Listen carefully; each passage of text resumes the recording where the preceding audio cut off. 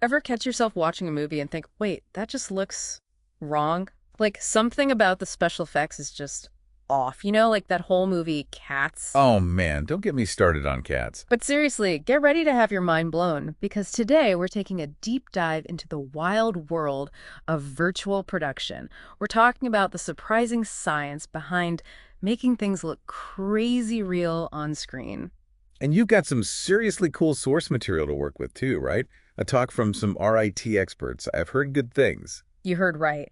They spilled all the tea on behind the scenes secrets, and honestly, even I was surprised by some of it. Like right off the bat, they totally debunked this whole idea that our eyes work like cameras. Yeah, that's a classic analogy. Wow. But it turns out it's totally bogus. Totally. And it's a bigger deal than you might think, especially in virtual production, because cameras, even with all their fancy tech, they still have limits that our eyes just don't.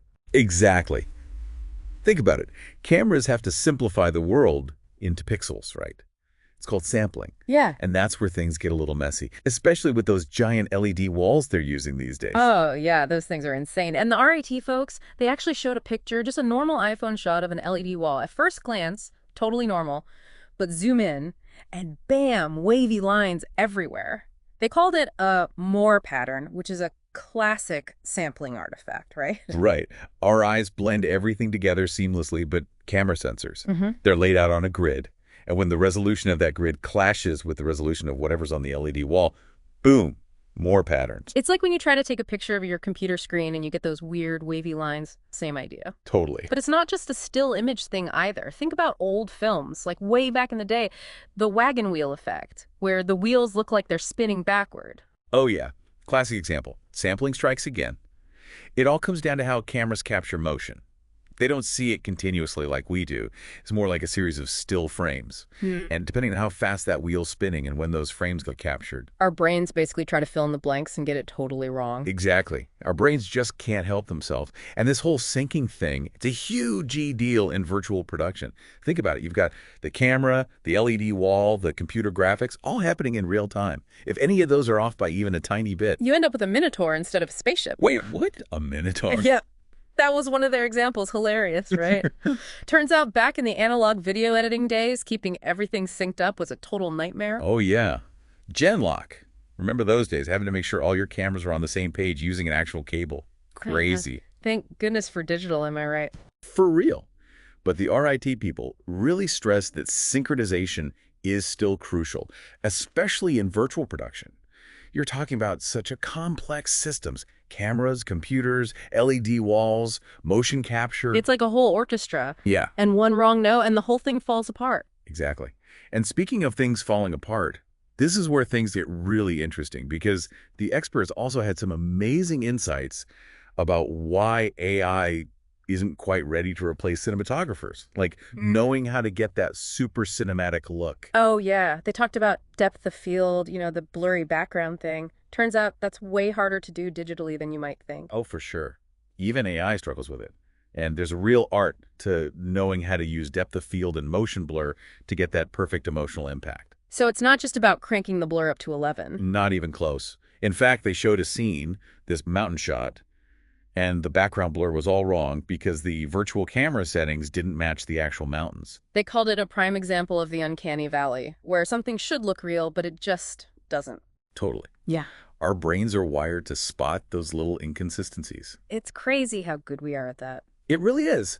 And this is why you can't just rely on fancy tech. You need to really understand how to blend the real and the virtual seamlessly. And that's where the human element comes in. These experts were big on that too.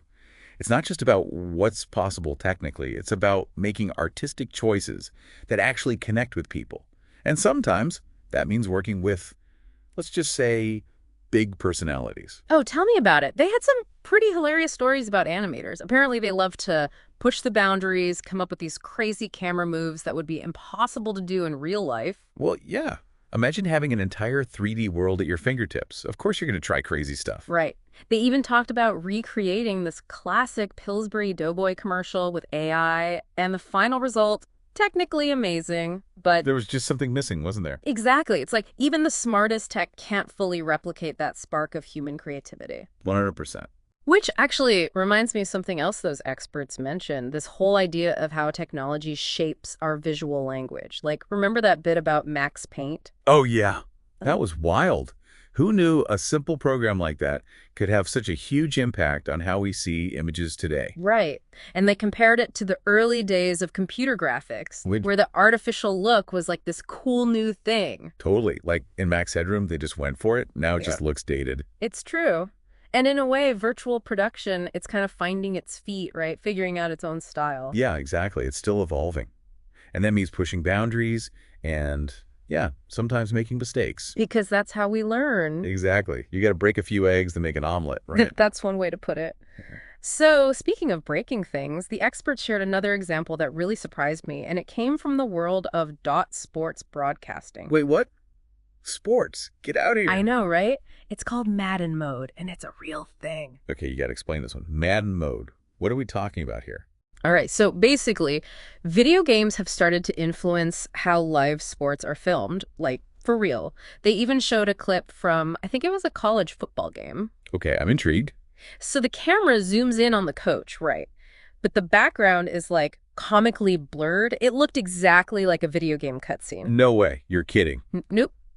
And the crazy thing is, it wasn't a technical glitch or anything. It was an intentional choice. Get out of here. You're telling me they purposely made it look like a video game. Yep. They basically said it was an aesthetic choice driven by the video game market, which is kind of mind-blowing when you think about it. No kidding. Yeah. It really makes you think about how technology doesn't just change how we make movies and TV, it changes how we see the entire world around us. Which is kind of a profound thought when you really dig into it. No kidding. Yeah. And it just shows how much art, technology, and perception are all intertwined. No doubt. It's what makes this whole world so fascinating. Absolutely. And kind of terrifying, at least for me.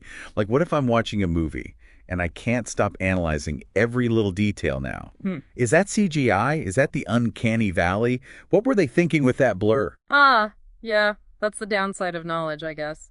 But hey, at least we can appreciate the artistry even more, right? That's true. Like they said, it takes incredible skill to pull this stuff off. Totally.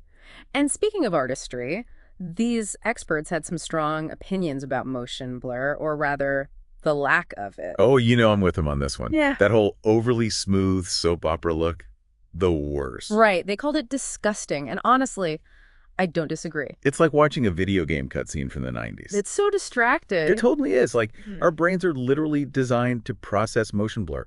When you remove it, it just looks wrong. It's like they said, just because we can measure something doesn't mean we should change it. Sometimes it's the imperfections that make things feel real. And, it's a good reminder that we don't always need the latest tech to tell a good story. Sometimes the best solutions are the ones that just work with how we naturally see the world. For sure. Okay, so before we wrap up this deep dive into color, sampling, and all that jazz, there was one more thing that really got me thinking. That whole idea of artistic choices versus, the limits of what's actually possible. Oh, yeah. Like how much animators love to push the envelope, come up with shots that would be impossible in the real world. Exactly. So what happens as virtual production gets even more sophisticated? Will those lines start to blur even more? That's a great question. We could see stories told in ways we haven't even dreamed of yet. But then again, part of what makes cinema so magical is figuring out how to work within those limits. That's the question, isn't it? Right. And it's going to be super interesting to see how it all plays out. Totally. Like the RIT folks said, things are changing so fast, we're just scratching the surface of what's possible. For real. Who knows? Maybe someday we'll be doing a whole deep dive on the crazy tech they come up with next. Now that's something I would listen to. But until then, I think I'm going to be on the lookout for Madden mode moments. Haha, me too. And definitely thinking twice about comparing eyes to cameras. As we all should, because the human eye and the brain behind it, way more complex and interesting than any camera could ever be. Couldn't agree more. And that's what makes experiencing film so powerful. So true. But okay, before we get too philosophical, let's talk about another wild aspect of virtual production, and that's recreating the real world down to the tiniest detail.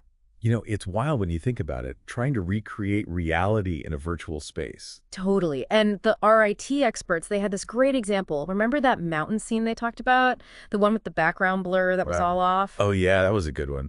I think I remember them saying something about the original footage, the background plates. Exactly. They said those mountains were actually shot in focus. Which, of course, totally messed things up when they tried to add that fake blur in post. Exactly. It just goes to show virtual production isn't just about creating stuff from scratch, right? Right. You have to understand how the real world works, even those tiny details we don't even realize we're noticing, like how light interacts with surfaces, how things look at different distances. It's like they said, you can break the rules in virtual production, but first, you gotta know what the rules actually are. 100%. It makes you wonder, what will this new generation of filmmakers be like? The ones who grow up with virtual production? Ooh, good question. Do you think they'll have, like, a different way of seeing things? Maybe. It's like they'll be so used to manipulating those details, maybe they'll develop a kind of hyperrealism. Ooh, like they'll be even more attuned to those subtle details than filmmakers who came before them. Right. Because in a virtual environment, you can tweak those details with insane precision. Which could lead to some seriously impressive visuals down the line. No doubt. But then there's that other thing we talked about, the uncanny valley. What happens when our brains can't tell the difference between real and fake? That's the challenge, right? Technology keeps getting better and better at tricking us. It's like this constant arms race between our brains and whatever crazy tech they come up with next. But hey, that's part of what makes this whole thing so exciting, right? Pushing those boundaries, seeing what's possible. Totally. And speaking of putting boundaries, I think we've covered a ton of ground today. We really have sampling, synchronization, AI, the uncanny valley. We really went there. We did. Yeah. And you know what? It's pretty amazing when you think about it, all the work that goes into making those movies and shows we love. It really is. It's like a whole other world behind the scenes. A world full of crazy tech and even crazier people, probably. Probably. But hey, that's showbiz, right? That's showbiz. You know, after hearing all of that, it really makes you appreciate just how much goes into making these virtual worlds look believable. There's so much artistry involved. It really is incredible, isn't it? And you know, it's got me thinking about something those RIT experts said, that example about Max Paint. Oh, yeah. That was fascinating. Who knew that a simple program like that could have such a big impact on how we see things today? Right. It really shows how technology doesn't exist in a vacuum, you know. It both shapes and is shaped by the culture around it. It's like how Max Headroom totally embraced that early CGI look. Yeah, they really owned it. It's funny to look back on it now, but at the time, it was groundbreaking. Exactly. And now look at us. Just a couple decades later, we're talking about virtual production, which is basically CGI on a whole other level. It's true. So, what do you think? What will be the defining look of this virtual production generation? That's a great question. What do you think? That hyperrealism we talked about. Maybe, or maybe something totally different, something we haven't even imagined yet. Right, like a blend of the real and the virtual, so seamless you can't tell where one ends and the other begins. Now that would be something. That would be mind-blowing. It just goes to show we're really just getting started with virtual production. There's so much more to come. I know. And that's what's so exciting about it. It's like a whole new world of possibilities opening up. It really is. Well, I think that's about all the time we have for today. Yeah, we covered a lot. We did sampling, synchronization, AI, the uncanny valley, the works, It's been a blast. as always. And to our listeners, thanks for joining us on this deep dive into the world of virtual production. We hope you've learned something new. And maybe you'll even watch your favorite movies and shows a little differently now. Exactly. Until next time. See you later.